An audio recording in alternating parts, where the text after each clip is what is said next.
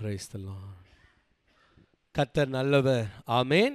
இந்த நாளிலும் கூட நாம் கர்த்தருடைய வார்த்தை வசனத்தை தியானிக்கும்படியாக மத்தேயு 10ஆம் அதிகாரம் 36வது வசனம் 37வது வசனத்தை நாம் வாசிக்கலாம். ஒரு மனுஷனுக்கு சத்துருக்கள் அவன் வீட்டாரே, இல்லையா? ஆகவே வேதத்திலே அநேக வசனங்கள் தவறாய் புரிந்து கொள்ளப்படுவது உண்டு. தவறாக நாம் அதை எடுத்து பயன்படுத்துவதும் கையாளுவதும் உண்டு, இல்லையா? சில வசனங்களை நம்ம என்ன பண்ணுவோம், தவறாய் புரிந்து கொள்வோம். தவறாக எடுத்து அதை என்ன பண்ணுவோம், தவறான இடங்களில் அதை பயன்படுத்துவோம். அப்படியே மேலே 34வது வசனமும் 35வது வசனமும் வாசிங்க பார்ப்போம். பூமியின் மேல் சமாதானத்தை அனுப்ப வந்தேன் என்று எண்ணாதிருங்கள், சமாதானத்தை அல்ல பட்டயத்தையே அனுப்ப வந்தேன். எப்படி எனில், மகனுக்கும் தகப்பனுக்கும் மகளுக்கும் தாய்க்கும் மருமகளுக்கும் மாமிக்கும் பிரிவினை உண்டாக்க வந்தேன். இல்லையா? இந்த வசனங்கள் எல்லாம் அநேகர் வாசித்து விட்டு, இல்லையா, ரொம்ப குழப்பம் அடைவாங்க. என்னடா இது, ஆண்டவர் சமாதானக்காரனர், சமாதான பிரபு. அவர் சமாதான பிரபு, முழு உலகத்திற்கும் சமாதானத்தை கொடுக்கிறவர், இல்லையா? அப்படிப்பட்ட சமாதான பிரபு இப்படிப்பட்ட ஒரு வார்த்தை என்ன பண்ணுறாரு, சொல்லுகிறாரு என்று சொல்லி அநேக நேரத்தில் நாம் குழப்பம் அடைவது உண்டு, இல்லையா? ஆகவே வசனத்தை நாம் எப்பொழுதுமே என்ன பண்ணக்கூடாது, தனியாக துண்டாக என்ன பண்ணக்கூடாது, எடுத்து வாசித்து தியானிக்க கூடாது. ஒரு வசனத்தை நாம் தியானிப்பதற்கு முன்பதாக, அதற்கு முன்பதாக ஆண்டவர் என்ன பேசினார் என்பதை என்ன பண்ணணும், கவனிக்கணும். முன்னாடி இருந்து என்ன பேசப்பட்டு வருகிறது என்பதை முழுமையாக நாம் வாசிக்கும் பொழுதுதான் இந்த பகுதியை இந்த இடத்துல ஆண்டவர் ஏன் பேசினார், எதற்காக இதை பேசினார் என்பதை நாம் தெளிவாக என்ன பண்ண முடியும், புரிந்து கொள்ள முடியும். அப்படி இல்லாமல் நடுவில் திடீர்னு ஒரு துண்டா, இல்லையா, எங்கேயா சில பேர் பேசிகிட்டு இருக்கும்போது பார்த்தீங்கன்னா நடுவில் யாராவது ஒருத்தர் வருவாங்க. அப்போ நின்றுட்டு ஒரு 2 வார்த்தையை கேட்டுட்டு என்ன பண்ணுவாங்க, தப்பாக புரிஞ்சுக்குவாங்க. அதுக்கு முன்னாடி என்ன பேசுனாங்கன்னு அவங்களுக்கு தெரியாது, அதுக்கு முன்னாடி அங்கே என்ன நடந்ததுன்னு அவங்களுக்கு தெரியாது, இல்லையா? ஆகவே நாம் வேதத்தை அப்படி படிக்க கூடாது.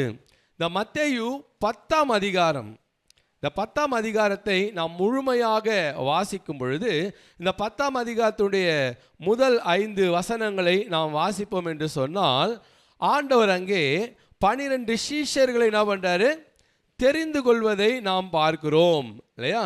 12 சீஷர்களை தெரிந்து கொள்ளுகிறார். அவர்களுடைய பெயர்கள் அங்கே கொடுக்கப்படுகிறது. ஆண்டவர் அவர்களுக்கு அதிகாரம் கொடுத்தார் என்று அந்த முதல் வசனத்தில் இருக்கும்.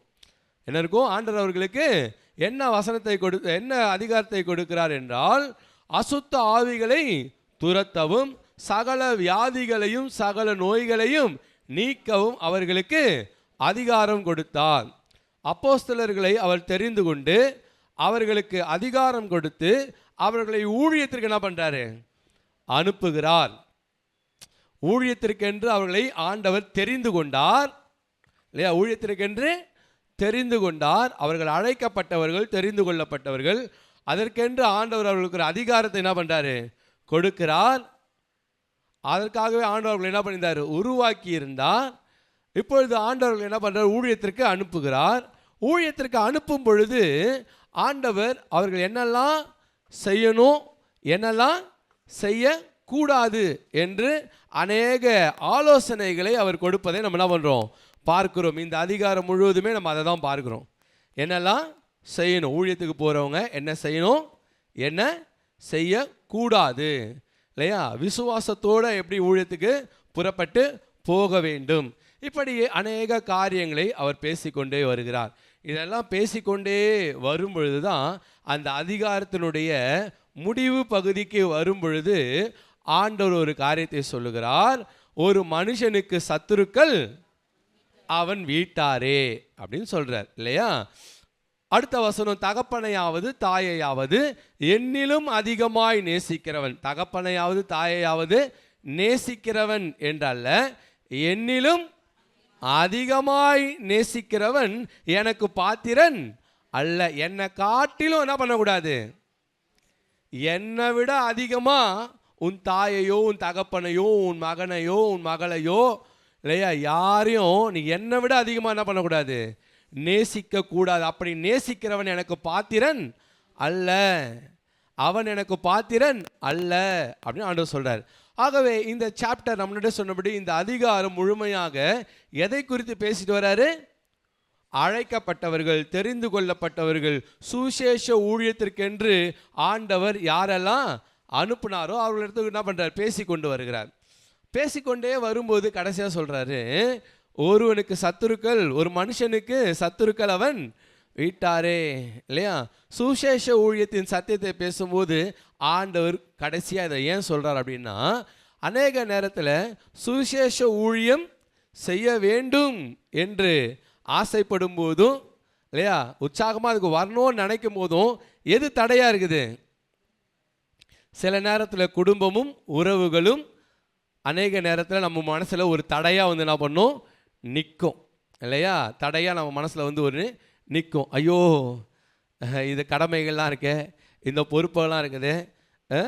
பிள்ளைகளாக இருந்தால் ஐயோ பெற்றோர்களை பார்த்து கொள்ள வேண்டுமே, அவங்களை எப்படி விடுறது, அவங்களுக்கு செய்ய கடமைலாம் அது அவங்களுக்குள்ளே எப்போவுமே மனசுக்குள்ளே ஓடி தடையாகவே இருக்கும். பெற்றோராக இருந்தாங்கன்னா பிள்ளைகளை குறித்த பாரமும் கவலையும் அவங்களுக்குள்ளே இருந்துக்கிட்டே இருக்கும். எல்லாமே ஊழியத்துக்கு சில நேரத்தில் தடையாகவும் இருக்கும். ஏன்னா நம்ம அவங்கள அதிகமாக நேசிக்கிறோம். யாரை நேசிக்கிறோம்? நம்முடைய அம்மாவை அதிகமாக நேசிக்கிறோம், அப்பாவை அதிகமாக நேசிக்கிறோம், பிள்ளைகளை அதிகமாக நேசிக்கிறோம். இப்படி நேசிப்பதே தவறு கிடையாது. ஆனால் அப்படி நேசித்து ஊழியத்தை தள்ளி போடுவதும் ஊழியத்தை தவிர்ப்பதும் ஊழியத்திற்குரிய தேவனுக்குரிய காரியங்களை தள்ளி போட்டு தவிர்ப்பதும் விசேஷமாக சுவிசேஷ ஊழியம் செய்வதை தவிர்ப்பதும் ஆண்டவருக்கு பிரியமில்லாதது. ஆமேன். ஆனால் தான் ஆண்டவர் சொன்னார், என்னை காட்டிலும் உன் தாயையாவது தகப்பனையாவது சகோதரனையாவது சகோதரியையாவது நீ என்னிலும் அதிகமாய் நேசிக்கிற அப்படின்னு சொன்னா நீ எனக்கு பாத்திரவான் அல்ல, நீ என் ஊழியத்திற்கு பாத்திரவான் அல்ல, நீ எனக்கு பாத்திரமானவன் அல்ல. அப்படின்னா என்ன? உன் தாயை நேசி, தகப்பனை நேசி என்று சொன்னவர் தான் ஆண்டவர். அவர்களுக்கு கொடுக்க வேண்டிய மரியாதையும் கனத்தையும் கொடு என்று சொன்னவர் தான் ஆண்டவர். குடும்பத்தை பொறுப்பாக நடத்துன்னு சொன்னவர் தான் ஆண்டவர். இதெல்லாவற்றையும் சொன்னவர் ஒன்னே சொன்னார், என்னை காட்டிலும் என்ன பண்ணக்கூடாது, எனக்கு மேலே தூக்கி அவங்கள என்ன பண்ணாத, வைக்காத. அவங்கள எங்கே வைக்கணும்? எனக்கு அடுத்ததாக வை. எங்கே வை? எனக்கு அடுத்ததாக அவங்கள வை. எனக்கு மேலே தூக்கி என்ன பண்ணிடாத, அவங்கள வச்சிடாத. இல்லையா? அப்படி பண்ணுவேன்னு சொன்னால் உன்னால் ஊழியம் செய்ய முடியாது. எப்பவுமே குடும்பம் குடும்பம் குடும்பம் குடும்பம் நினச்சி குடும்பத்து பின்னாடியே குடும்பத்தின் பொறுப்புகள் கடமைகள் அது இதுன்னு அதுக்கு பின்னாடியே ஓடினா நீ எப்போ சுவிசேஷம் அறிவிப்ப? எப்போ ராஜ்யத்தினுடைய வேலையை செய்வ? எப்போ நீ என்னுடைய வேலையை செய்வ? ராஜாவினுடைய வேலையை நீ எப்போ செய்வ? எதற்காக நீ அழைக்கப்பட்டாய்? எதற்காக நீ தெரிந்து கொள்ளப்பட்டாய்? எதற்காக நீ பிரித்தெடுக்கப்பட்டாய்? எதற்காக உன்னை ஆண்டவர் நீதிமான் ஆக்கினார்? எதற்காக உன்னை அபிஷேகித்து உனக்கு அதிகாரம் கொடுத்தார்? இதெல்லாம் செய்து கொடுத்த பின்பதாக எனக்கு என் குடும்பம் தான் முக்கியம். நான் போய் பிள்ளைக்கு என்ன பண்ணணும்? பால் காய்ச்சி டீ போட்டு கொடுக்கணும். நான் போய் எங்கள் அம்மாவுக்கு போய் இதெல்லாம் செய்யணும். எனக்கு அந்த வேலை தான் முக்கியம்னா தேவனுடைய வேலையை யார் செய்கிறது? சுவிசேஷ ஊழியத்தை யார் செய்கிறது? தேவனுடைய ராஜ்யத்தின் பணியை யார் செய்வது? இல்லையா? அப்போ ஆண்டவர் சொல்கிறாரு, என்னை காட்டிலும் இல்லை, நீ என்னை அதிகமாய் நேசிப்பதாக இருந்தால் என்னுடைய வேலைகளை என்ன பண்ணு, செய். ஒருவன் வந்து ஆண்டவரை பின்பற்றுவதற்கு இல்லையா, ஆண்டவர் சொன்னார், என்னை பின்பற்றி வா அப்படின்னு சொன்னார். அவன் சொன்னான், நான் முதலாவது போய் என் தகப்பனை என்ன பண்ணிட்டோம், நான் அடக்கம் பண்ணிட்டு வரட்டும். ஆண்டவர் சொன்னார், மரித்தோர் தங்கள் மரித்தோரை அடக்கம் பண்ணட்டும், நீ என்னை பின்பற்றி வா. ஐயோ, நான் போய் எங்கள் அப்பாவுக்கு செய்தெல்லாம் இருக்கட்டும், அதை என்ன செய்ய போகிற? போய் சாப்பாடு வச்சு சாப்பாடு போட்டு கொடுக்க போகிற, அதானே? அதை செய்யறதுக்கு ஆள் இருக்குது, இல்லை கடலை கூட வாங்கி சாப்பிட்டுக்க, நீ ஊழியத்துக்கு வா, நீ என் பின்னாடி வா, அவ்வளோதான். ஆர்டர் எதுக்கு முதலிடம் கொடு, எதை இம்பார்ட்டன்ஸ் கொடுக்குறீங்க? நான் போய் இதை செய்யணும் அதை செய்யணும் இதை செய்யணும், அதை செய்யறதுக்கெல்லாம் ஆள் இருக்குது, அதை எப்படி வேணால் செஞ்சுக்கலாம், இந்த வேலை அதோடைய முக்கியமானது, நீ இதுக்கு வா. ஆண்டவர் அப்படி தான் சொன்னார் இல்லையா? மரித்தோர் தங்கள் மரித்தோரை அடக்கம் பண்ணட்டும், நீ என்னை பின்பற்றி வா என்று சொன்னார். அந்த நேரத்தில் கேட்கறதுக்கு கொஞ்சம் ஸ்ட்ராங்காக இருக்கிற மாதிரி இருக்கலாம், ஆனால் அதுதான் சத்தியம் இல்லையா? உலக பிரகாரமான ஒரு உதாரணத்தை எடுத்துக்கொள்ளுங்க. உலக பிரகாரமாக எடுத்துங்க. சாதாரணமாக ஒரு மனிதன் இராணுவத்திலே சேர்ந்துட்டான்னு வச்சுங்க, மிலிட்ரியில் சர்வீஸ்க்கு 5 வருஷம் 10 வருஷம் மிலிட்ரி சர்வீஸ்க்கு போயிட்டான்னு வச்சுங்களேன், பார்டரில் இருக்கிறான், ஒரு முக்கியமான ஒரு போரில் இருக்கிறான்னு வச்சுங்க. அந்த நேரத்தில் வீட்டில் அவங்க அம்மா சிக்காயிட்டாங்க, இல்லை வீட்டில் அவங்க அப்பா சிக்காயிட்டார். இப்போ அவன் அங்கே போர்லேருந்து நேராக லீவ் எடுத்துக்கிட்டு வீட்டுக்கு வந்து அவங்க அப்பா ஹாஸ்பிட்டலுக்கு கொண்டு போவானா? அங்கேருந்து அனுப்பிடுவாங்கன்னு நினைக்கிறீங்களா மிலிட்ரியிலேருந்து? சரிப்பா நீ போய் வீட்டில் போயிட்டு உங்கள் அம்மாவை கொண்டு போய் முதல்ல ஹாஸ்பிட்டலில் சேர்த்துட்டு அப்புறமா நீ வந்து சண்டையில் கலந்து அப்படியே சொல்லுவாங்க? வீடு இருக்கட்டும், முதல்ல நாடு உனக்கு முக்கியம். நீ எதுக்காக வந்திருக்கிற? நீ எதற்கு உன்னை அர்ப்பணித்து வந்திருக்கிறாய்? எதற்கு உன்னை ஒப்பு கொடுத்து வந்திருக்கிறாய்? இந்த நாட்டுக்கு சேவை செய்யணும்னு வந்துட்ட. நீ ஒரு போர் சேவகனாய் வந்து விட்டால் இனி உன்னுடைய பற்று எல்லாம் தேசத்தின் மேலே, இல்லையா? உன் பற்று தேசத்தின் மேலே இருக்குது. உன் முழு பற்றும் உன் உயிரை நீ தேசத்திற்காக என்ன பண்ணுற? கொடுப்பதற்காக வந்திருக்கிற. இங்கே வந்துட்டு பார்டரில் நின்றுட்டு ஐயோ எங்கள் அம்மா சாப்பிடல, எங்கள் அப்பா சாப்பிடல, என் பிள்ளை அங்கே பட்னியாக இருக்கும், ஸ்கூலுக்கு போயிருக்காது, இதெல்லாம் நீ என்ன பண்ணக்கூடாது. எங்கே நிற்கிற? என்ன கருத்துக்காக வந்திருக்கிற? என்ன வேலைக்கு வந்திருக்கிற? எதற்காக உன்னை ஒப்பு கொடுத்திருக்கிறாய்? எதற்காக உன்னை அர்ப்பணித்திருக்கிறாய்? அதில் கவனமாயிரு, இல்லையா? அப்போ உலக பிரகாரமான ஒரு இராணுவ வேலை என்று வரும் பொழுதே குடும்பத்தை தவிர்த்து எதற்கு முக்கியத்துவம் கொடுக்குறாங்க? குடும்பம் இருக்கு, குடும்பம் முக்கியம்தான், குடும்பம் அவசியம்தான், எல்லாம் சரி. ஆனால் அதை காட்டிலும் ஒரு மேலான உன்னதமான ஒரு வேலையில் நான் என்ன பண்ணுறேன்? தேசத்தை பாதுகாக்கிற, தேசத்திற்காக போராடுகிற, என் உயிரையும் கொடுத்து காப்பாற்றுவேன் என்று வாக்குறுதி கொடுத்து நான் வந்திருக்கிறேன், எனக்கு அதுதான் முக்கியம் நிற்கிறாங்க, இல்லையா? ஆகவே உலக பிரகாரமான ஒரு வேலையில் இராணுவத்திலே தன்னை எழுதி கொடுத்தவன் அவ்வளவு உண்மை முத்தமுமாய் அதில் இருக்கிறான் அப்படின்னு சொன்னால், ஆண்டவருக்கு நான் ஊழியம் செய்வேன், ஆண்டவருக்காக என் உயிரே கொடுப்பேன், ஆண்டவருக்கு என் வாழ்க்கையை நான் அர்ப்பணிச்சிருக்கிறேன், ஆண்டவர் தான் என் வாழ்க்கையில் முதலிடம் அப்படின்னு சொல்லிட்டு வர நாம சுவிசேஷ ஊழியம் செய்யணும் அப்படின்னு சொல்லும் பொழுது என்ன மாதிரியான சாக்கு போக்கெல்லாம் சொல்கிறோம்? என்ன மாதிரியான காரணம்லாம் சொல்கிறோம்? வேலையில் லீவ் கிடைக்கல, எனக்கு முடியல, அது இல்லை, எங்கள் வீட்டில் எங்கள் அம்மா அனுப்பலை, எங்கள் அப்பா அனுப்பலை, நான் அங்கே அந்த வேலை இருக்குது, எனக்கு இந்த வேலை இருக்குது, இல்லையா? இது தேவனுடைய ராஜ்யத்தினுடைய மிக அவசரமான ஒரு வேலை. தேவ ராஜ்யத்தினுடைய மிக முக்கியமான ஒரு வேலையில் தேவன் நம்மை அழைத்திருக்கிறார். அதை மிக பொறுப்போடு செய்யணும். அங்கே வந்துட்டு நம்ம என்ன சொல்லக்கூடாது? குடும்பத்தை முன்னாடி காரணம் காட்டவே கூடாது. உலகத்திலேயே ஒரு மனிதன் தன்னிடத்தில் முதல்ல நேசிக்கிறது, முதல்ல அக்கறை காண்பிக்கிறது, ஃபஸ்ட்டு ப்ரையாரிட்டி கொடுக்கறது தன்னுடைய குடும்பத்துக்கு தான். ஆண்டவர் சொல்கிறாரு, அதை கூட நீ என்ன பண்ணக்கூடாது? காரணம் காட்ட கூடாது. ஏனென்றால் இந்த அதிகாரத்தை நம்ம வாசிக்கிறோம், மத்தேயு 10ஆம் அதிகாரம், அவர்கள் சுவிசேஷத்திற்காக அனுப்பப்படுகிற ஒரு அதிகாரம். அதில் நிறைய காரியங்கள் ஆண்டு என்ன பண்ணுறாங்க? பேசிக்கிட்டே வரார், இல்லையா? நிறைய காரியங்களை பேசிகிட்டே வரார். அப்படி பேசிக்கிட்டே வரும்போது என்ன சொல்கிறாரு? உன்னுடைய சகோதரர்கள் கூட என்ன பண்ணலாம் உனக்கு, உன் குடும்பமே உனக்கு தடையாக இருக்கலாம். ஊழியத்திற்கு குடும்பத்து மேலே நீ வச்சிருக்கிற சென்டிமெண்ட் கூட உனக்கு என்ன பண்ணலாம்? தடையாக இருக்கலாம்.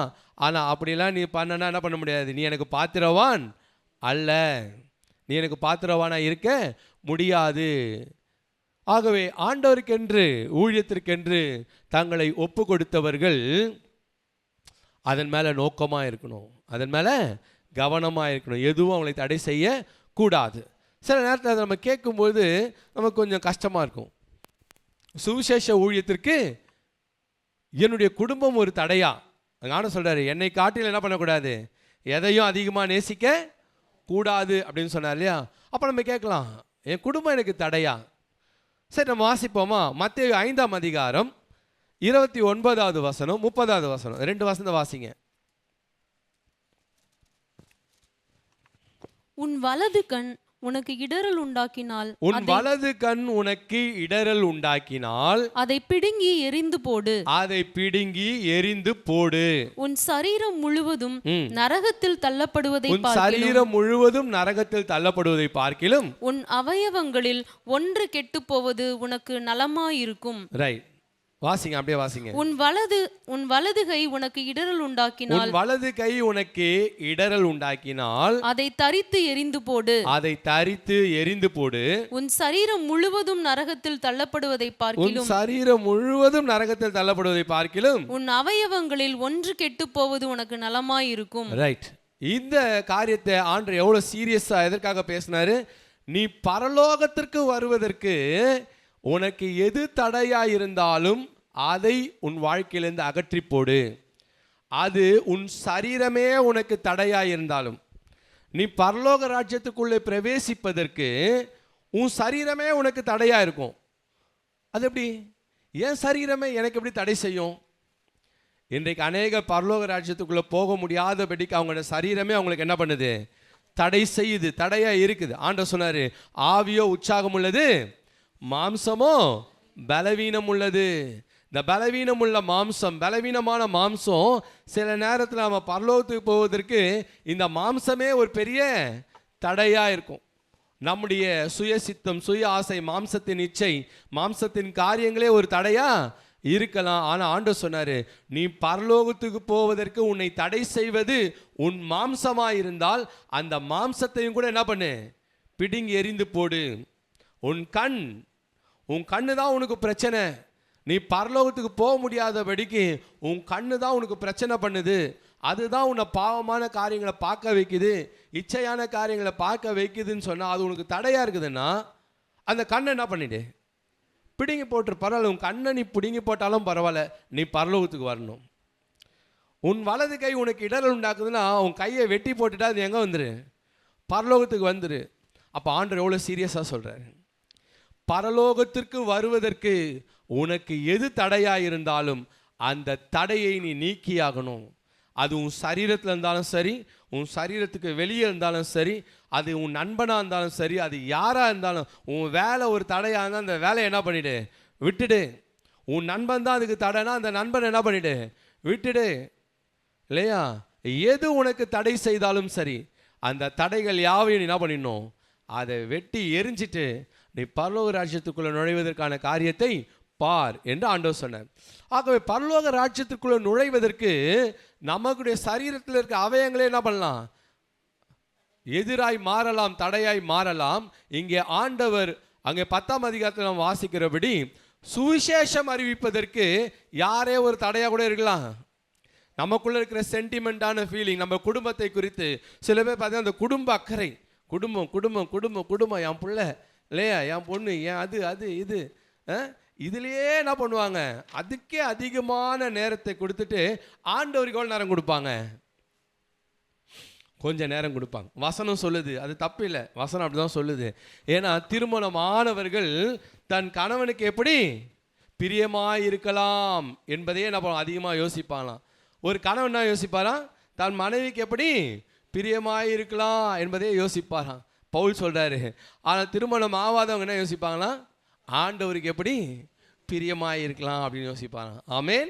கர்த்தர் நல்லவர். ஆகவே அப்படி யோசிப்பது தவறில்லை, அதுதான் உலக நியதி, வழக்கம். ஆனால் ஆண்டவர் சொல்றாரு, அது எதுவும் சுவிசேஷ ஊழியம் செய்வதற்கு ஒரு தடையாய் மாறிவிட கூடாது. என்னை காட்டிலும் நீ அதிகமாக என்ன பண்ணக்கூடாது? நேசிக்க கூடாது. உன் கணவனை நேசி, உன் மனைவியை நேசி, உன் பிள்ளைகளை நேசி, எல்லாரையும் நேசி. ஆனால் அவங்க எல்லாரை காட்டிலும் அதிகமாய் என்னை நேசி. ஆமேன். அதுதான் ஆண்டவர் எப்போதும் எதிர்பார்க்க. அதை தான் ஆண்டவர் ஆபிரகாம் கிட்ட கேட்டார். உன் மகன் ஈசாக்கை நீ பயங்கரமாக நேசிக்கிற, ஆனால் அவனை காட்டிலும் நீ என்னை அதிகமாய் நேசிக்கிறாயா? உன் மகனை காட்டிலும் நீ என்னை நேசிக்கிறியா? உன் மகளை காட்டிலும் நீ என்னை அதிகமாக நேசிக்கிறியா? யார் அதிகமாக நீ நேசிக்கிற? ஆண்டவர் அந்த கேள்வி என்ன பண்ணுவார்? நிச்சயம் கேட்பார். ஆபிரகாம் கிட்ட கேட்ட அதே கேள்வி நம்மக்கிட்டே ஒரு நாள் கேட்பார். நீ யாரப்பா அதிகமாக நேசிக்கிற? உன் மகளையா, உன் மகனையா, அவங்க தான் உனக்கு அதிக பிரியமா? இல்லை ஆண்டவரே, எனக்கு நீங்கள் தான் ஆண்டவரே அதிக பிரியம். நான் தான் பிரியனா என் வேலையை என்ன பண்ணு? என் வேலை தடைப்பட்டிருக்குது, என் வேலை தாமதித்து கொண்டிருக்கு, என் வேலை நடைபெறாமல் இருக்கு. ராஜ்யத்தினுடைய சுவிசேஷ வேலை என்ன பண்ணுது? மிக தாமதமாக நடந்து கொண்டிருக்குது, மிக மெதுவாக நடந்துட்டு இருக்குது. நீ என்ன பண்ணிட்டு இருக்கிற? ஆகவே ஆணுடைய பிள்ளைகள், அழைக்கப்பட்டவர்கள், நாம் அந்த வேலையை செய்வதில் ஜாக்கிரதையாக இருக்கணும். சுவிசேஷ ஊழியம் செய்வதற்கு நாம் எப்பொழுதும் ஜாக்கிரதை உள்ளவர்களாக இருக்கணும். இந்த உலகத்தில் இருக்கிற சாதாரண இந்த தொழிலதிபர்களை பாருங்க. தொழிலதிபர்கள் அவங்க தங்களுடைய வியாபாரத்தில், தங்களுடைய தொழிலில் ஃபுல் டெடிக்கேஷனோடு இருப்பாங்க, பேஷனேட்டாக இருப்பாங்க, பயங்கர பேஷனேட்டாக, பயங்கர டெடிக்கேட்டடாக. அவங்கள பார்த்தீங்கன்னா அவங்க குடும்பத்தையே மறந்துடுவாங்க. குடும்பத்தை மறக்கிறது மட்டும் இல்லை, அவங்களே சாப்பிட்றத கூட மறந்துடுவாங்க. சாப்பிட மாட்டான், தூங்க மாட்டான், இல்லையா? குடும்பத்தை பற்றி யோசிக்க மாட்டான். ஏன்னா அவன் இறங்கின வேலையில் எப்படி இருப்பான்? அவனுடைய பிஸ்னஸில் அவன் அந்த அளவுக்கு டெடிக்கேட்டடாக இருப்பான், பேஷனேட்டாக இருப்பான். எப்படி ஆகிலும் இதை என்ன பண்ணணும், இந்த கோலை அச்சீவ் பண்ணணும்னு இருப்பான். உலக மனிதன் அப்படி இருக்கிறான். ஆனால் ஆண்டவர் சொல்கிறாரு, நீ உன் குடும்பத்தை மறன்னு சொல்லலை. குடும்பத்திற்கு கொடுக்க வேண்டிய நேரத்தை குடும்பத்துக்கு கொடு, எல்லாம் செய். ஆனால் அதை விட மேலான ஒரு காரியம் உனக்கு இருக்கிறது. தேவனுடைய ராஜ்யத்தினுடைய பணி, சுவிசேஷ பணி நாம் மட்டுமே செய்ய வேண்டிய, நம்மால் மட்டுமே செய்ய முடியும். ஆமென். ரட்சிக்கப்பட்ட ஆணுடைய பிள்ளைகளால் மட்டும்தான் என்ன பண்ண முடியும்? சுவிசேஷ பணி செய்ய முடியும். எல்லா கிறிஸ்தவர்களாலையும் செஞ்சிட முடியாது, இல்லையா? உண்மையாக ரட்சிக்கப்பட்ட, உண்மையாக ஆண்டவரை ருசித்த, ரட்சிப்பின் அனுபவத்தை பெற்ற, ரட்சிப்பின் சந்தோஷத்தை பெற்ற, பாவ மன்னிப்பின் நிச்சயத்தை பெற்ற அந்த பிள்ளைகளால் தான் என்ன பண்ண முடியும்? சுவிசேஷ ஊழியம் செய்ய முடியும். அப்போ அப்படிப்பட்ட விசேஷித்த ஒரு ஸ்தானத்தில் ஆண்டவர் நம்ம என்ன பண்ணியிருக்காரு? வச்சிருக்கிறாரு. பாவ மன்னிப்பின் நிச்சயத்தை பெற்றவர்களாக, அவருடைய அன்பை ருசித்தவர்களாக, இல்லையா? ஆண்டுடைய அன்பை ருசித்தவர்களாக, ரட்சிக்கப்பட்டவர்களாக, ஆண்டுடைய பிள்ளைகளாக இருக்கிற நாம், நம்மால் மட்டுமே செய்ய முடிந்த இந்த வேலையை நம்ம செய்யாமல் நம்ம அசதியாக இருப்போம் என்று சொன்னால் நிச்சயமாகவே தேவன் நம்மை கணக்கு கேட்கிறவராக இருப்பார். இயேசு கிறிஸ்து 12 வயதாக இருக்கும் பொழுது அவருடைய பெற்றோர்கள் அவரை தேடிக்கொண்டு என்ன பண்ணாங்க? தேவாலயத்துக்கு வந்தாங்க.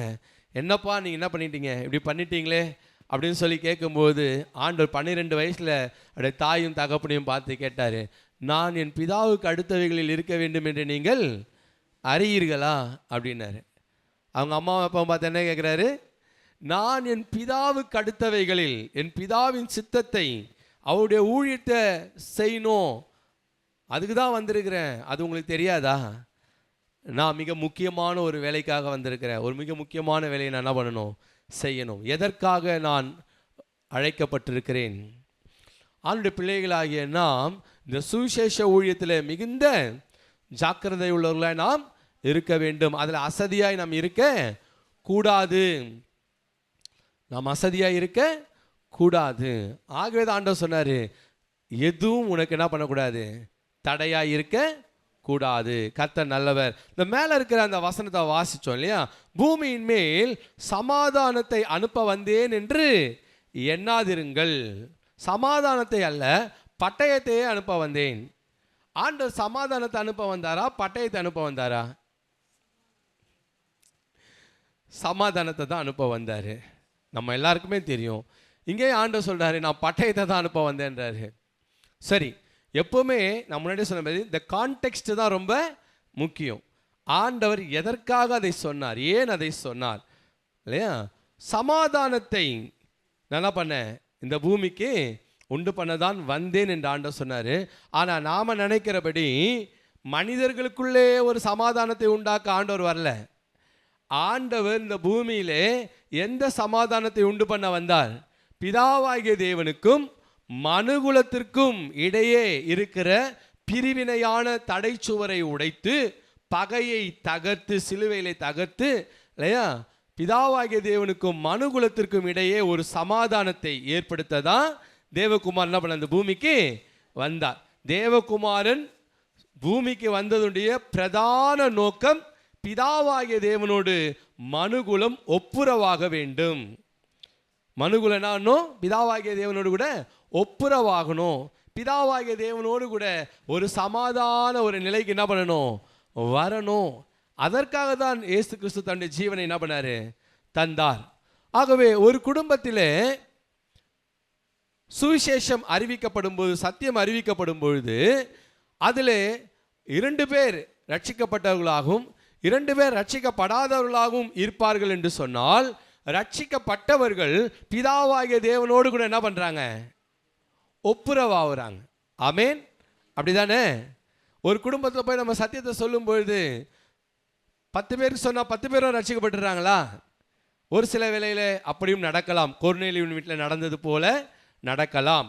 ஆனால் ஒரு சில இடங்களில் பார்க்கும் பொழுது அந்த குடும்பத்தில் ஒரு சில நபர்கள் என்ன பண்ணுவாங்க, கர்த்தருடைய வார்த்தையை விசுவாசித்து ஏற்றுக்கொண்டு ரட்சிக்கப்படுகிறார்கள், பாவ மன்னிப்பை பெற்றுக்கொள்கிறாங்க. ஒரு சிலர் அதை என்ன பண்ணுறாங்க, உதாசீனப்படுத்தி புறக்கணித்து எங்களுக்கு வேண்டாம் என்று என்ன பண்ணுறாங்க, போகிறவர்களும் உண்டு. அப்போ என்ன நடக்குது, விசுவாசித்து ஏற்றுக்கொண்டவர்கள் பிதாவாகிய தேவனோடு கூட ஒப்புரவாக்கப்படுகிறார்கள், ஒளியின் புத்திரராய் மாறுறாங்க. உதாசீனப்படுத்தி வேண்டாம் என்று நிராகரிக்கிறவங்க இருளின் ராஜ்யத்திலே என்ன பண்ணுறாங்க, அப்படியே தரித்திருக்கிறாங்க. அப்போ அந்த வீட்டுக்குள்ளே இப்போ எந்த ராஜ்யம் கிரியை செய்து, 2 ராஜ்யமும் இருக்குது. ஒளியின் ராஜ்யமும் இருக்குது, இருளின் ராஜ்யமும் இருக்குது. ரட்சிக்கப்பட்டவர்கள் ஒளியின் புத்திரராய் என்ன பண்ணுறாங்க, மாறுகிறார்கள். ரட்சிக்கப்படாதவர்கள் இருளின் பிள்ளைகளாய் இருக்கிறார்கள். ஆண்டவருடைய பட்டயம் 2த்தையும் தனித்தனியான பண்ணும், அது பிரித்து விடும். ஆமேன். ஆகவே ஆண்டவர் சொல்றாரு, நான் வீட்டுக்குள்ளே வந்து எல்லாருக்கும் உங்களுக்குள்ள என்ன பண்ணுது, சமாதானம். அந்த சமாதானம் இல்லை, பிதாவாகிய தேவனோடு கூட ஒப்புரவாக்கவே இந்த பூமிக்கு நான் வந்தேன். ஹல்லேலூயா. கர்த்தர் நல்லவர். ஆண்டவருடைய சத்தியத்தை, சுவிசேஷத்தை அறிவிக்க, பிரசங்கிக்க தேவன் நம்ம எல்லாரும் என்ன பண்ணியிருக்கிறாரு, தெரிந்தெடுத்திருக்கிறார், அழைத்திருக்கிறார். ஹல்லேலூயா. அவருடைய அழைப்பு உன்னதமானது, அவருடைய அழைப்பு உன்னதமானது. சரி, ஆகவே அழைக்கப்பட்ட நாம் எவ்வளவு வேகமாக அதை செய்கிறோம், இதுதான் ரொம்ப முக்கியம். ஆம வேகத்தில் செய்கிறோமா, இல்லை சிறுத்தை மாதிரி செய்கிறோமா? உலகத்திலே ரொம்ப வேகமாக ஓடக்கூடியது எது? சிறுத்தை. சிறுத்தை தான் உலகத்திலேயே மிக வேகமாக ஓடும் இல்லையா? ரொம்ப ஸ்லோவாக ஓடுறது எது? ஆமாம்.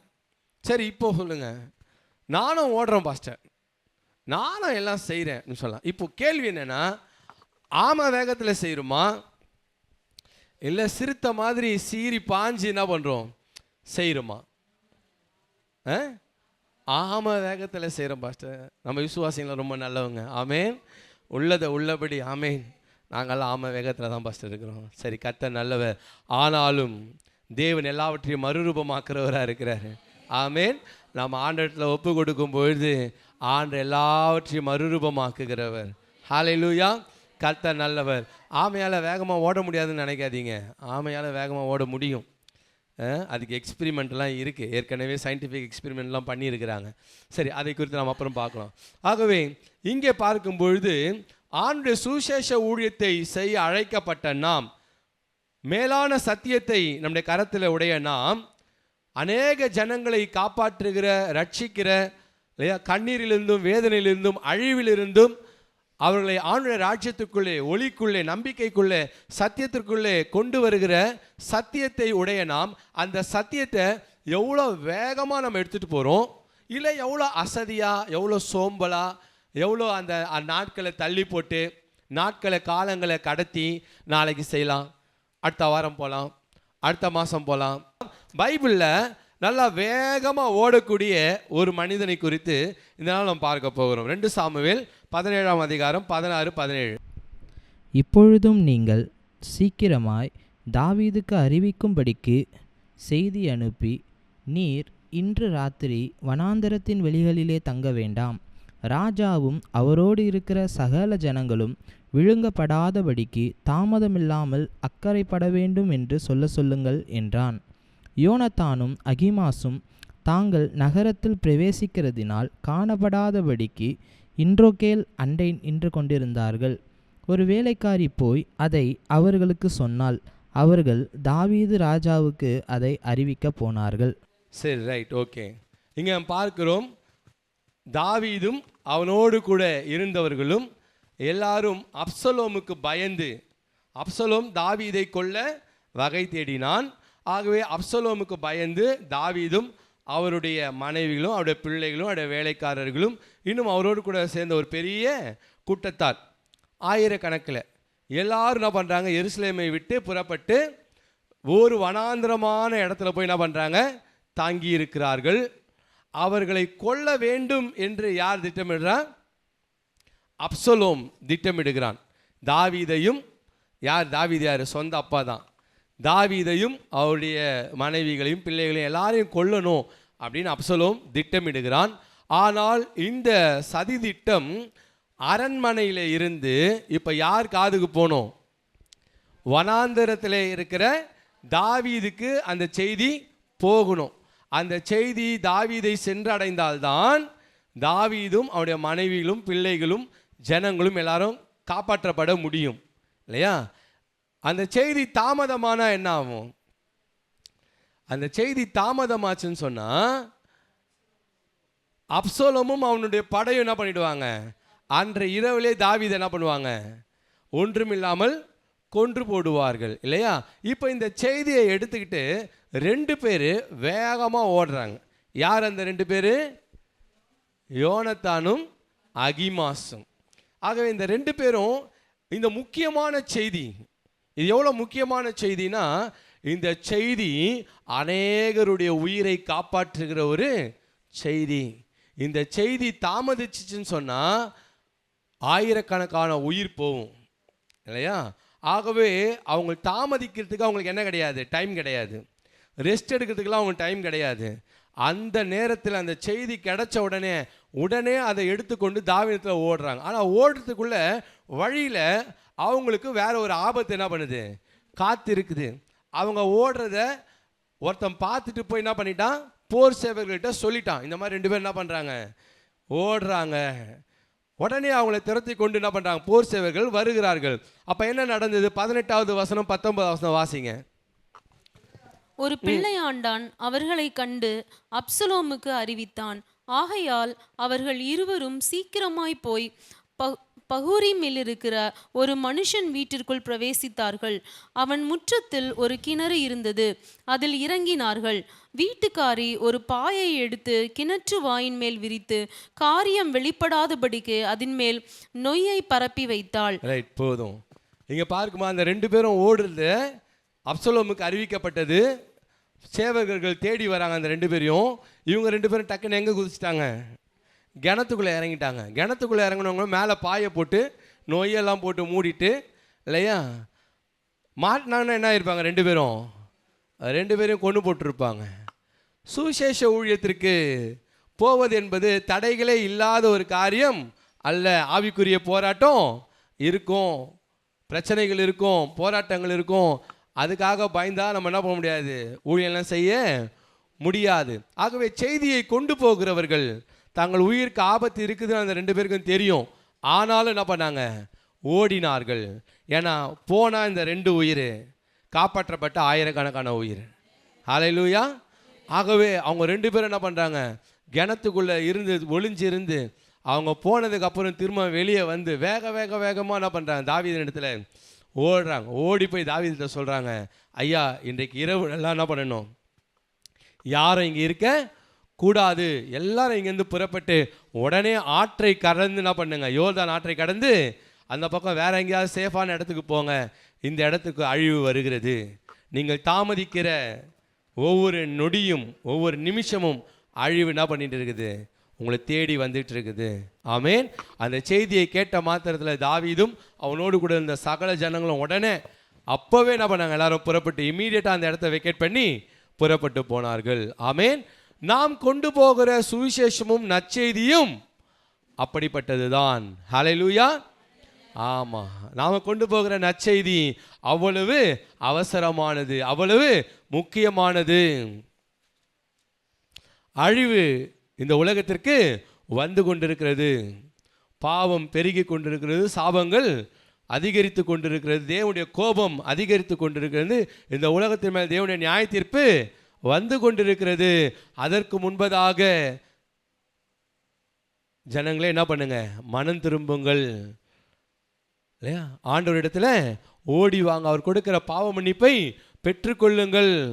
உங்களுடைய வாழ்க்கை ஆண்டவரிடத்தில் என்ன பண்ணுங்க, ஒப்பு கொடுங்கள், ரட்சிக்கப்படுங்கள் என்ற நற்செய்தியை தான் நம்ம என்ன பண்ணுறோம், எடுத்துக்கொண்டு வேகமாய் ஓடுகிறோம். இந்த ஓட்டம் தாமதிக்க கூடாது, இந்த ஓட்டம் தடைபட கூடாது இல்லையா? இந்த ஓட்டம் என்ன பண்ணக்கூடாது, தாமதிக்க கூடாது. ஏனென்றால் தாமதிக்கிற ஒவ்வொரு நிமிஷமும் அது அவர்களுக்கு அழிவாய் மாறிப்போகும். அன்றைக்கு அகிமாசும் யோனத்தானும் ஓடினது ஒரே ஒரு இலக்கை நோக்கி ஓடினாங்க. ஆமென். அவங்க ஓடினது ஒரே ஒரு இலக்கு. எங்க? தாவீதும் அந்த ஜனங்களும் இருக்கிற ஒரு இலக்கு. ஆனால் இன்னைக்கு ஆண்டவர் நமக்கு என்ன பண்ணியிருக்கிறாரு, ஆயிரக்கணக்கான கிராமங்களை நம்ம முன்பாக வைத்திருக்கிறார்.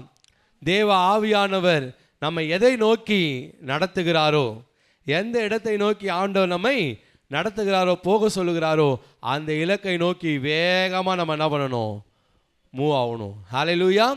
வேகமாக நாம் ஓட வேண்டும். யோசித்து கொண்டிருக்கக்கூடாது, தாமதித்து கொண்டிருக்கக்கூடாது. தாமதிக்கிறது எப்பவுமே ஆண்டவருக்கு பிடிக்காது.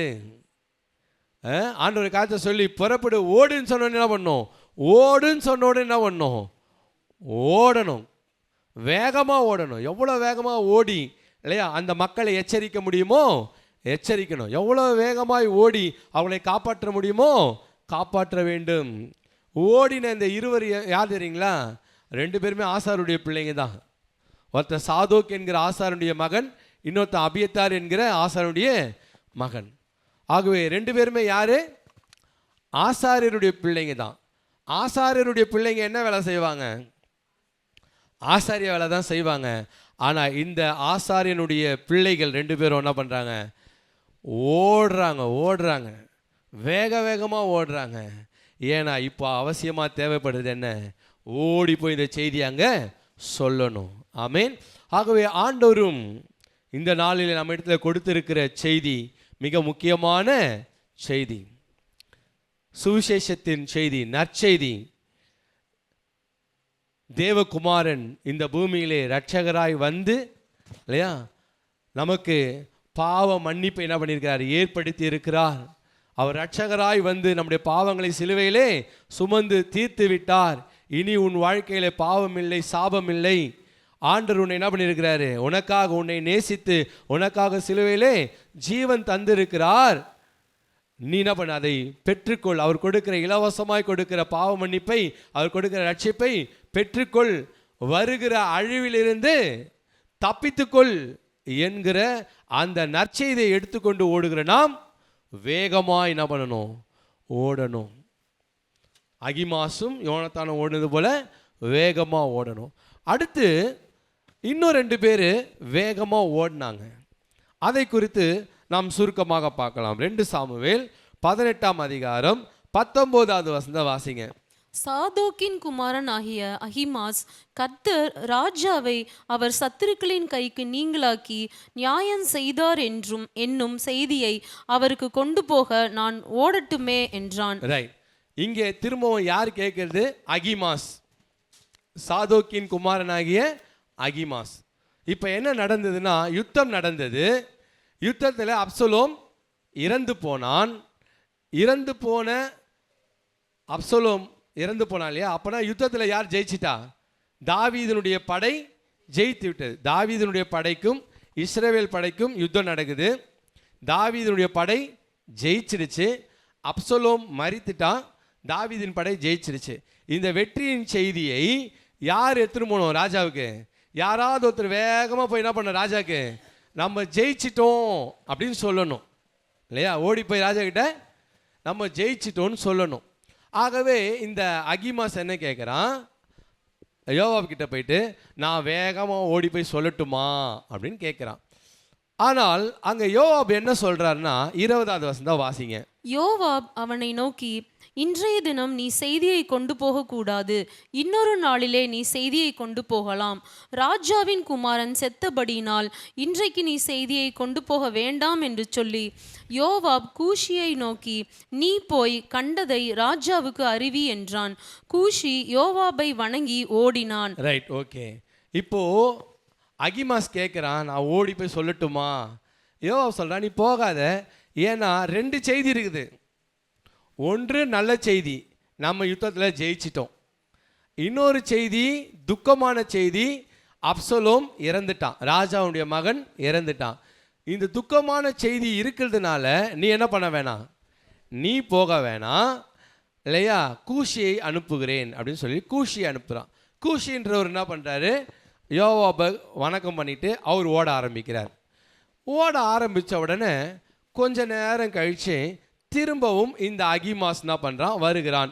22வது வசனம் வாசிங்க. சாதோக்கின் குமாரனாகிய அகிமாஸ் இன்னும் யோவாபை நோக்கி, எப்படியானாலும் கூஷியின் பிறகாலே நானும் ஓடட்டுமே என்று திரும்பி கேட்டதற்கு யோவாப், என் மகனே, சொல்லும்படி உனக்கு நல்ல செய்தி இல்லாதிருக்கையில் நீ ஓட வேண்டியது என்ன என்றான். ரைட். இப்போ திரும்ப யோவாபனை கேட்குறாரு, நீ போய் சொல்றதுக்கு பெரிய நல்ல செய்தின்னு ஒன்றும் இல்லை, நீ போய் சொன்னாலும் ராஜா சந்தோஷப்பட போகிறது இல்லை, அப்புறம் எதுக்கு நீ வேஸ்ட்டாக என்ன பண்ணுற, ஓடுற, வேணாம்.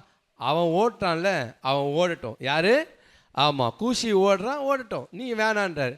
2வது தடவை கேட்டுட்டான். 3வதா என்ன நடக்குது, அடுத்த வசனம் வாசிங்க. அதற்கு அவன், எப்படியானாலும் நான் ஓடுவேன் என்றான். அப்பொழுது யோவாப், ஓடு என்றான். அப்படியே அகிமாஸ் சமனான பூமி வழியே ஓடி கூஷிக்கு முந்திக் கொண்டான். ரைட். இப்போ திரும்பவும் என்ன பண்ணுறான், கேட்குறான். இல்லை எப்படி இருந்தாலும் நான் ஓடி ராஜாவுக்கு என்ன பண்ணுவேன், நான் சொல்லுவேன், எனக்கு பர்மிஷன் கொடுங்க. இதுதான் உற்சாகம். ஹல்லேலூயா. இதுக்கு பேர் தானே அது உற்சாகம். வானாடா அப்படின்னு சொன்னால் கூட என்ன சொல்லணும், இல்லை நான் என்ன பண்ணுவேன், நான் ஊழியத்துக்கு நான் வருவேன். இல்லை வானா நீ இரு, இல்லை நான் வருவேன். என்ன பண்ணணும், உற்சாகமாக வரணும். அங்கே கொண்டு போகிற செய்தி பெரிய நற்செய்தி கிடையாது, கூட என்ன இருக்குது, துக்க செய்தி இருக்குது. மகன் செத்து போன துக்க செய்தி இருக்குது. சரி, நம்ம கொண்டு போகிற செய்தி எப்படிப்பட்ட செய்தி, ஆண்டவர் உயிர்த்தெழுந்த நற்செய்தி. ராஜாதி ராஜா மரணத்தை ஜெயித்து உயிர்த்தெழுந்த நற்செய்தியை கொண்டு போகிறோம். அப்போ நம்ம எப்படி ஓடணும், அவன் எடுத்துன்னு போகிறது ஒரு பக்கம் பாதி நற்செய்தி பாதி துக்க செய்தி இல்லையா. அகிமாஸ் எடுத்துன்னு போகிற செய்தியில் ஒன்று ஜெயிச்சிட்டோங்கிற நல்ல செய்தியும் இருக்குது, உங்கள் பையன் செத்துட்டாங்கிற துக்க செய்தியும் இருக்குது. கலவையான ஒரு செய்தி எடுத்துகிட்டு ஓடுறான். ஆனால் அந்த கலவையான செய்தி எடுத்துகிட்டு ஓடுறவனே எப்படி ஓடுறான், அவ்வளோ வேகமாக ஓடுறான். வேகமாக ஓடி தனக்கு முன்னாடி முந்தி ஓடினா பார்த்தீங்களா கூஷி, அந்த கூஷியை தாண்டி வேகமாக யார் ஓடுறான், அகிமாஸ், அதுக்கும் முந்தி ஓடிட்டான். அதை தான் முன்னாடியே சொன்னேன், ஓடுறதுங்கிறது வேற, உற்சாகமாக ஓடுறதுங்கிறது வேற. ஆமேன். ஆமாம், நீங்கள் நிறைய பேர் ஓடுறாங்க, கடமைக்கேன்னு ஓடுறவங்க இருக்கிறாங்க. சரி, ஓடி போய் ராஜாக்குன்னா ஓடுவோம் சொல்லுவோம். இது எப்படி ஓடுறது, செய்தியை கொண்டு ஒரு கடமைக்கு ஓடுவது என்பது வேற, உற்சாகமாய் சந்தோஷமாய் ஆர்வமாய் ஓடுறதுங்கிறது வேற இல்லையா. இந்த ஆர்வமாக உற்சாகமாக செய்கிறாங்க பார்த்தீங்களா, அவங்கள யாரும் தடுக்கவே முடியாது, அவங்கள தடுத்து நிறுத்தவே முடியாது. என்ன தான் தடுத்தாலும் அவங்க என்ன பண்ண மாட்டாங்க, நான் ஓடியே ஆவேன்ட்டு ஓடுவாங்க. இந்த கடமைக்கு ஓடுறவங்க இருக்காங்க பாருங்கள், காலில் கொஞ்சம் முள்ளு குத்துனா கூட போதும், எங்கேயாவது ஓரமாக போய் மூலையில் என்ன பண்ணிக்குவாங்க, உக்காந்துக்குவாங்க. இதுதான் 2 பேருக்கும் உள்ள வித்தியாசம். ஆனால் பிந்தி ஓடினவன் முந்தி ஓடினான், பின்னாடி ஸ்டார்ட் பண்ணவன் முன்னாடி போய் முடித்தான். அவன் தான் ஃபஸ்ட்டு போனான் ராஜா கிட்ட இல்லையா. ஃபஸ்ட்டு முன்னாடி போய் அவன் தான் நின்னான், செய்தி அவன் தான் சொன்னான். ஏன்னா அவனுக்குள்ள ஆர்வம் இருந்தது, அவனுக்குள்ள உற்சாகம் இருந்தது. நான் சொல்கிறேன், சுவிசேஷம் அறிவிக்க போகிற நமக்குள்ள முதல்ல உற்சாகம் இருக்கணும், நல்ல ஆர்வம் இருக்கணும் இல்லையா. முன்னாடி வந்தேன் பின்னாடி வந்தேங்கிறதெல்லாம் பேச கிடையாது. யாருக்குள்ள ஆர்வம் இருக்கோ அவங்க தான் முந்தி போய் என்ன பண்ணுவாங்க, சாதிப்பாங்க. அவங்க தான் முந்தி போய் செய்வாங்க, அவங்க தான் செஞ்சு முடிப்பாங்க. ஆர்வம் இருக்கிறவங்கள யாரும் தடுக்க முடியாது. யாருன்னா தடுத்தா கூட அவங்க என்ன பண்ண மாட்டாங்க, தள்ளிட்டு ஓடுவாங்க. ஆமேன். கர்த்தர் நல்லவர். அந்த ஆர்வமும் அந்த உற்சாகமும் அந்த வாஞ்சையும் சுவிசேஷம் அறிவிக்கிறவர்களுக்குள்ள இருக்கணும். ஹல்லேலூயா. கர்த்தர் நல்லவர். அது மாத்திரம் இல்லை, அந்த அகிமாஸுக்குள்ள ஒரு ஞானம் இருந்தது. செய்தி எடுத்துன்னு போகிறான் இல்லையா, ஆனால் அவனுக்கிட்ட ஒரு ஞானம் இருக்குது. ஓடி வந்தான். ஓடி வந்து 28வது வசனத்தை வாசிங்க. அகிமாஸ் வந்து ராஜாவை நோக்கி சமாதானம் என்று சொல்லி முகங்குப்புற விழுந்து ராஜாவை வணங்கி, ராஜாவாகிய என் ஆண்டவனுக்கு விரோதமாய் தங்கள் கைகளை எடுத்த மனுஷரை ஒப்பு கொடுத்திருக்கிற உம்முடைய தேவனாகிய கர்த்தருக்கு ஸ்தோத்திரம் உண்டாவதாக என்றான். ரைட், வந்தோடனே என்ன சொல்லிட்டாரு? நல்ல செய்தியை சொல்லிட்டாரு. ராஜாவே, நம்ம ஜெயிச்சிட்டோம், வெற்றி, நம்முடைய எதிரிகளை நம்ம என்ன பண்ணிட்டோம்? வெற்றி எடுத்துட்டோம், ஜெயிச்சிட்டோம் அப்படின்னு சொல்லிட்டாரு. சரி, ராஜா அடுத்தது இன்னொரு கேள்வி கேட்கிறார். 29 வசனம் வாசிங்க. அப்பொழுது ராஜா பிள்ளையாண்டானாகிய அப்சலோன் சுகமாய் இருக்கிறானா என்று கேட்டதற்கு அகிமாஸ், யோவாப் ராஜாவின் வேலைக்காரனையும் உம்முடைய அடியானையும் அனுப்புகிற போது ஒரு பெரிய சந்தடி இருந்தது, ஆனாலும் அது இன்னதென்று தெரியாது என்றான். அது என்னன்னு எனக்கு தெரியாது, இவனுக்கு தெரியும். ஏன்னா இவன் பிந்தி வந்தவன் தான். முன்னாடி கூஷி ஓடி வந்தான் பாருங்க. கூஷிக்கே தெரியும் அப்சலோம் செத்து போனது. பின்னாடி வந்த அகிமாஸுக்கும் நல்லாவே தெரியும் அப்சலோம் இறந்துட்டான்னு. ஆனால் நல்ல செய்தியை கொண்டு வந்தவன் நல்ல செய்தியை மட்டும்தான் சொன்னான். எதை சொல்லணும் எதை சொல்லக்கூடாது என்று அவனுக்கு நல்லா இருந்தது. சுவிசேஷம் அறிவிக்க போகிறவங்க எப்போவுமே கொஞ்சம் எப்படி இருக்கணும்? கொஞ்சம் ஞானமாக ஷார்ப்பாக என்ன பண்ணிக்கணும்? நடந்துக்கணும். எல்லாமே நமக்கு தெரிஞ்சிருந்தாலும் எல்லாத்தையும் என்ன பண்ணக்கூடாது? பேசக்கூடாது. நமக்கு தெரிஞ்சதெல்லாம் போய் அங்கே என்ன பண்ணக்கூடாது? பேசக்கூடாது இல்லையா? எது தேவை, எது அவசியம், எந்த நற்செய்தியை அறிவிக்க வந்திருக்கிறோம், எந்த சுவிசேஷத்தை அறிவிக்க வந்திருக்கிறோம், அதை தான் பேசணும் இல்லையா? அங்கே போயிட்டு எனக்கு எல்லாம் தெரியுன்ட்டு எல்லாத்தையும் போட்டு என்ன பண்ணிடக்கூடாது? தெரிஞ்சதெல்லாம் பேசினக்கூடாது. அது ஞானம் கிடையாது. அடுத்ததாக பின்னாடியே யார் ஓடி வரா? கூஷி ஓடி வருகிறான். 31வது வசனம் வாசிங்க. இதோ கூஷி வந்து, ராஜாவாகிய என் ஆண்டவனே, நற்செய்தி, இன்று கர்த்தர் உமக்கு விரோதமாய். என்ன சொல்றாரு ராஜா கிட்ட? நற்செய்தி. வந்தோடனே சொல்றாரு நற்செய்தின்றாரு. சொல்லுங்க வாசிங்க. இன்று கர்த்தர் உமக்கு விரோதமாய் எழும்பின எல்லாரின் கைக்கும் உம்மை நீங்களாக்கி நியாயம் செய்தார் என்றான். அப்பொழுது ராஜா கூஷியையும் பார்த்து, பிள்ளையாண்டான் ஆகிய அப்சலோம் சுகமாய் இருக்கிறானா என்று கேட்டதற்கு கூஷி என்பவன், அந்த பிள்ளையாண்டானுக்கு நடந்தது போல ராஜாவாகிய என் ஆண்டனுடைய சத்துருக்களுக்கும் பொல்லாப்பு செய்ய உமக்கு விரோதமாய் எழும்புகிற யாவருக்கும் நடக்க கடவது என்றான். ரைட். இவன் வந்தோடனே எல்லாத்தையும் போட்டு உடைச்சான். அந்த செய்தியை என்ன பண்ணிட்டான்? துக்க செய்தியையும் சொன்னான். சரி, அது போகட்டும். ஆனால் முன்னாடியே சொன்னேன், இந்த அகிமாஸ் 2 ஓட்டம் ஓடினான். முதல் ஓட்டம் அகிமாஸும் யோனத்தானும் ஓடினாங்க. 2வது ஓட்டம் கூஷியும் அகிமாஸும் ஓடினாங்க. முதல் ஓட்டம் அவங்க கொண்டு வந்த செய்தி மிக முக்கியமான செய்தி. அது ராஜாவினுடைய ஜனங்கள் யாவரையும், ராஜாவையும் ஜனங்களையும் எல்லா உயிர்களையும் காப்பாற்றுகிற மிக முக்கியமான ஒரு செய்தி, எச்சரிப்பின் செய்தி. என்ன செய்தி? எச்சரிப்பின் செய்தி. அந்த எச்சரிப்பின் செய்தியை எடுத்துக்கொண்டு தன்னுடைய உயிரை பணயம் வைத்து அவன் என்ன பண்ணான்? ஓடி வந்தான். அது அவனுடைய முதல் ஓட்டம். 2வது ஓட்டம் சந்தோஷமாய், உற்சாகமாய், ஆர்வமாய் என்ன பண்ணுறான்? ராஜாவின் நற்செய்தியை என்ன பண்ணுறான்? கொண்டு வருகிறான் ராஜாவுக்கு இல்லையா? ஜெயிச்சிட்டோம் அப்படின்ட்டு. ஆகவே நாம் சுவிசேஷத்தில் 2 விதமான செய்தி என்ன பண்ணுறோம்? மக்களுக்கு கொண்டு போகிறோம். நாம் கொண்டு போகிற நற்செய்தி, ஒன்று எச்சரிப்பின் செய்தி, அழிவு வருகிறது, நியாய தீர்ப்பின் நாள் வருகிறது இல்லையா? மரணத்தை சந்திக்க ஆயத்தமா, தேவனை சந்திக்க ஆயத்தமா என்கிற எச்சரிப்பின் செய்தி. இன்னொன்று தேவனுடைய நற்செய்தி, தேவகுமாரன் உனக்காக இந்த பூமிக்கு வந்தார், அவர் சிலுவையிலே வெற்றி எடுத்திருக்கிறார், ஜெயத்தை எடுத்திருக்கிறார், உனக்காக எனக்காக அவர் வெற்றி சிறந்தார். ஆமேன். அவர் மரணத்தை ஜெயித்து என்ன பண்ணியிருக்கிறாரு? உயிர் தெழுந்திருக்கிறார். ஆகவே மரணம் நம்ம மேலே என்ன பண்ண கிடையாது, ஆளுகை செய்வது இல்லை என்கிற நற்செய்தி, எச்சரிப்பின் செய்தி, நற்செய்தி. எந்த செய்தியை கொண்டு போனாலும் சரி, 2 ஓட்டத்திலையுமே அகிமாஸ் எப்படி ஓடினா?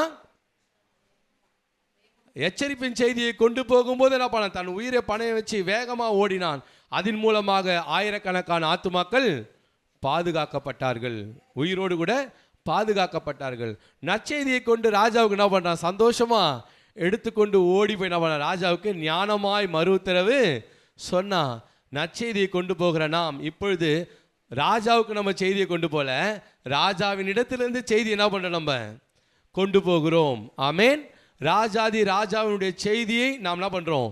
எல்லா கிராமங்களுக்கும் கொண்டு போகிறோம், எல்லா பட்டணங்களுக்கும், எல்லா வீதிகளுக்கும் ராஜாதி ராஜாவினுடைய செய்தியை நாம் கொண்டு போகிறோம். கர்த்தாதி கர்த்தருடைய செய்தியை நாம் கொண்டு போகிறோம்.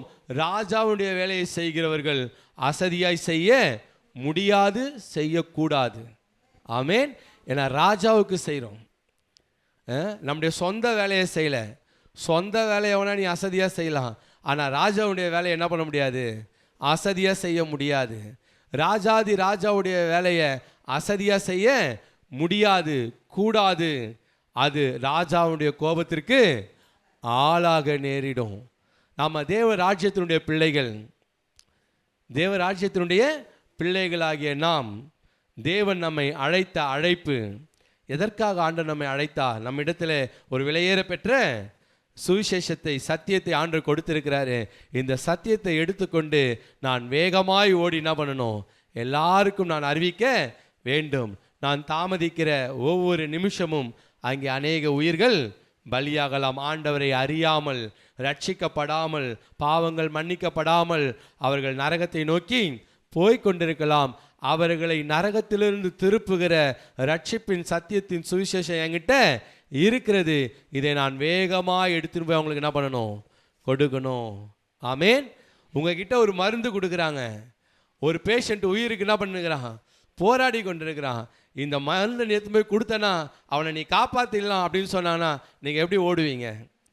நீ போக தாமதிச்சா அவன் செத்துருவான். அவன் சாகிறதுக்கு முன்னாடி இந்த மருந்தை திரும்ப என்ன பண்ணு, அவனுக்கு கொடு அப்படின்னு சொல்லி உங்கள் கையில் கொடுத்து ஒரு மருந்தை கொடுத்தாங்கன்னா நீங்கள் எப்படி எடுத்துன்னு ஓடுவீங்க? விட்டுட்டு தூங்கிட்டாங்கன்னா போய் அப்போ தான் வழியில் நின்று டீ சாப்பிட்டு போவீங்களா? ஹோட்டலில் போய் எங்கன்னா போய் டிஃபன் சாப்பிட்டு போகலாம் அப்படின்னு போவீங்களா? இல்லை. அவன் உயிருக்கான மருந்து என் கையில் இருக்கு. நான் தாமதிச்சேன்னா அவன் உயிர் போயிடும். அவன் சாகிறதுக்கு முன்னாடி, அவன் கடைசி மூச்சை நிற்கிறதுக்கு முன்னாடி இந்த மருந்தை நான் என்ன பண்ணணும்? கொண்டு போய் அங்கே சேர்க்கணும். அப்போ எவ்வளோ வேகமாக ஓடுவோம் இல்லையா? சுவிசேஷம் அவ்வளவு வேகமாய் நம்ம எடுத்துகிட்டு செல்லணும். ஆனால் நம்ம வேகத்தில் என்ன பண்ணக்கூடாது? செய்யக்கூடாது. ஆமேன். சுவிசேஷ ஊழியம் ஆண்டவர் நமக்கு கொடுத்திருக்கிற மிக முக்கியமான ஊழியம். அதற்கு எதுவும் நமக்கு தடையாக இருக்கக்கூடாது. குடும்பத்தை நம்ம ஒரு தடையாக என்ன பண்ணக்கூடாது? காண்பிக்கக்கூடாது. தாயோ, தகப்பனோ, கணவனோ, மனைவியோ, பிள்ளைகளோ, வேலையோ இல்லையா, எந்த ஒரு சூழ்நிலையையும் எதையும் நாம் ஒரு தடையாக காண்பிக்கக்கூடாது. ஆண்டவர் சொன்னார், ஒருவன் என்னை பின்பற்றி வர விரும்பினால், அதே மத்தேயு 10ஆம் அதிகாரத்தில் இதுக்கு அடுத்த வசனம் சொன்னார், அவன் தன்னைத்தான் வெறுத்து தன் சிலுவை எடுத்துக்கொண்டு என்னை பின்பற்றி வர கடவன். நீ ஊழியம் செய்யணும்னு நீ முடிவு பண்ணிட்டேன்னா, நீ என்னை ஃபாலோ பண்ணி வரணும்னு நீ முடிவு பண்ணிட்டேன்னா, நீ உன்னையும் என்ன பண்ணணும்? செல்ஃப் டினையல் எல்லாம் பண்ணிட்டு என் பின்னாடி வா. பிதாவாகிய தேவனுடைய சித்தத்தை செய்யும்படி உன்னை முழுமையாக ஒப்பு கொடுத்து வா. ஆமேன். கர்த்தர் நல்லவன். சுவிசேஷ ஊழியம் செய்யணும் என்கிற வாஞ்சை, ஆத்துமாக்களை ஆண்டுக்குள்ளே வழி நடத்தணுங்கிற அந்த விருப்பம், அந்த ஆர்வம் உங்களுக்குள்ளே இருக்கும் என்று சொன்னால், மத்தேயு 10ஆம் அதிகாரத்தை வீட்டில் போய் என்ன பண்ணுங்க? இன்னும் முழுமையாக வாசிங்க. சுவிசேஷ ஊழியம் செய்கிறவனுக்குரிய ஆசீர்வாதங்கள் எப்படிப்பட்டது? சுவிசேஷ ஊழியம் செய்யும்போது ஆண்டவர் அவனை எப்படி ஆசீர்வதிப்பார்? அவனை மாத்திரம் இல்லை, அந்த சுவிசேஷ ஊழியம் செஞ்சுட்டு ஒருத்தன் களைப்பாக கால் வலிக்குதுன்னு டயர்டாக வந்து உட்காரும்போது ஒரு டம்ளர் தண்ணி கொடுத்து ஆண்டவர் சொன்னார், அந்த ஒரு கலசம் தண்ணீருக்கான பலனையும் அவன் அடையாமல் போவதில்லை. இல்லையா? தேவ ராஜ்யத்து நிமித்தம் ஊழியம் செய்து கலைத்து வருகிறவனுக்கு நீ ஒரு டம்ளர் தண்ணி கொடுத்தாலும் அதுக்கான பலன் உனக்கு உண்டு. ஊழியம் செஞ்சுட்டு வரவனுக்கு தண்ணி கொடுக்குறவனுக்கே பலன் இருக்குதுன்னு ஆண்டவர் சொன்னான்னா, ஊழியம் செஞ்சுட்டு வரவனுக்கு எவ்வளோ பலன் இருக்கும் இல்லையா? அப்போ அவனுடைய ஆசீர்வாதம் எப்படி இருக்கும்? பயங்கரமாக இருக்கும். ஹல்லேலூயா. நாம் பாடினது போல அவர் நம்மோடு இருந்து செய்யும் காரியம் பயங்கரமாக இருக்கும். ஹல்லேலூயா.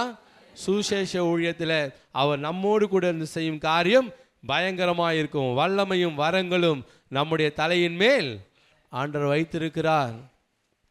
செங்கடலை பிளந்திடும் விசுவாசம், யோர்தானை கடந்திடும் வல்லமை, கோலியாத்தை முறியடிக்கும் அபிஷேகம், ஆவியின் பட்டயமும் எனக்கு அவரே நமக்கு எல்லாவற்றிலும் எல்லாமுமாய் இருக்கிறார். செய்ய வேண்டியதெல்லாம் ஒன்று தான். நாம் தீர்மானம் எடுக்கணும், ஜெபிக்கணும், உற்சாகமாக என்ன பண்ணணும்? புறப்படணும். ஹல்லேலூயா. எப்படி புறப்படணும்? உற்சாகமாக புறப்படணும். நான் பிடிச்சி வலிச்சு உங்களை என்ன பண்ணக்கூடாது? ஓடு ஓடு ஓடு ஓடு. நான் பிடிச்சி என்ன பண்ணக்கூடாது, ஊழியக்காரங்க பிடிச்சி இழுக்கிறது கிடையாது. அது அகிமா சொன்னான் பாரு, நீ போவாத உக்காரு சொன்ன. இல்லை பாஸ்டர் எனக்கு ஒரு சான்ஸ் கொடுங்க பாஸ்டர், நானும் போய் செய்கிறேன் பாஸ்டர். இல்லை பரவாயில்ல உக்கார், அடுத்த வாரமா. இல்லை பாஸ்டர் நானும் போகிறேன் பாஸ்டர்.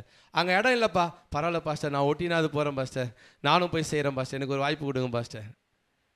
அகிமாஸ் அப்படி தான் கேட்டு கேட்டு கேட்டு கேட்டு ஓடினான். ஆமேன். இன்றைக்கி அநேக நேரத்தில் வாலிபர்களை எத்தனை முறை ஃபோன் பண்ணி கூப்பிட்டாலும் என்ன பண்ணுறாங்க, ஏதாவது ஒரு காரணம் சொல்கிறாங்க இல்லையா. அது தேவனுக்கு ரொம்ப பிடிக்காத ஒரு விஷயம், தேவனுக்கு பிடிக்காத ஒரு விஷயம். அந்த காரணம் சொல்லுது ஒரு நாளும் அது ஆண்டருக்கு பிடிக்கவே பிடிக்காது இல்லையா. எப்படிப்பட்ட சுச்சுவேஷனாக இருந்தாலும் சரி, ஆண்டவர் கூப்பிடும்போது எஸ்ன்னு என்ன பண்ணணும், எஸ்ன்னு இறங்கிடணும். ஆமேன். ஆண்டவர் எப்போதும் அதை தான் விரும்புகிறார். ஆகவே நாம உற்சாகமாக கேட்டு, பாஸ்டர் அடுத்து எப்போ சபையில் சுவிசேஷ ஊழியம் இருக்குது பாஸ்டர், எப்போ பாஸ்டர் நம்ம கிராம ஊழியத்துக்கு போகிறோம், எப்போ பாஸ்டர் நம்ம தெரு பிரசங்கத்துக்கு போகிறோம், எப்போ பாஸ்டர் நம்ம சுவிசேஷத்துக்கு போகலாம், எப்போ நம்ம மருத்துவமனை ஊழியத்துக்கு போகலாம், நீங்களா உற்சாகமாக கேட்டு என்ன பண்ணணும், ஓடி வரணும். ஏன்னா நம்ம செய்கிறது ராஜாவுடைய வேலை, மிக துரிதமாக செய்ய வேண்டிய ஒரு வேலை. ஆமேன். அந்த ஊழியத்தை நாம் வாஞ்சையோடு ஆத்தும பாரத்தோடு நாம் செய்யும் பொழுது நிச்சயமாகவே கர்த்தர் நம்மை நிறைவாய் ஆசீர்வதிப்பார். ஆமேன். நாம் யாவரும் கண்களை மூடி நாம் ஜெபிக்கலாம். ஸ்தோத்திரம்.